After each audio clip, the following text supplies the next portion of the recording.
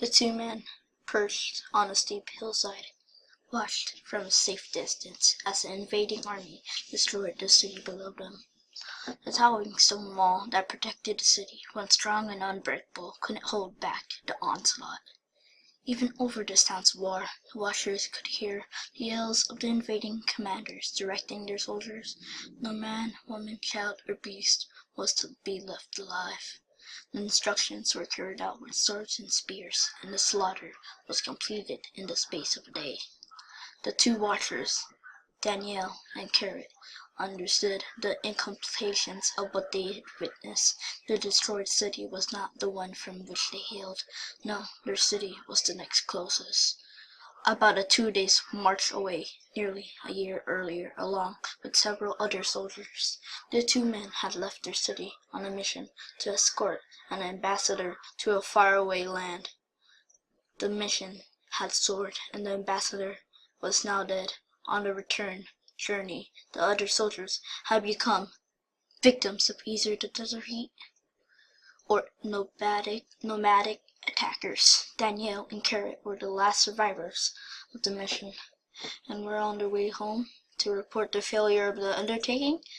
The two men had nearly stumbled unexpectedly and accidentally into the army of the invaders. It was an army from a land they weren't familiar with. Luckily for them, they remained undiscovered, but a return to their own city was beginning to look impossible. Half of the invading army had already marched off, even while the other half continued the slaughter. Daniel and Carrot watched as the foreign soldiers headed toward their city, and half continued with the slaughter. Daniel and Carrot watched as the foreign soldiers headed off towards their city, and they could hear the commanders talking their men up for yet another siege. They considered trying to get out away of the traveling invaders, so they could just maybe reach their city first to give warning. But the quickest route was through a small canyon, which was the safe route the invaders were taking. They knew it would be impossible to follow the course not be spotted. They chose a longer route and hoped that the extra descent would be negated by the fact that two lonely men can travel faster than an invading army. Upon their arrival, they found that they were too late. The city was already surrounded by the first half of the invasion force. Soon, the rest of them would arrive, and the attack would begin. Daniel and Carrot then had to discuss it, and they both knew their city's fate would be the same as their neighbor.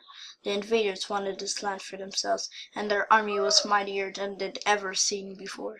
It seemed that they was guided by an unstoppable force.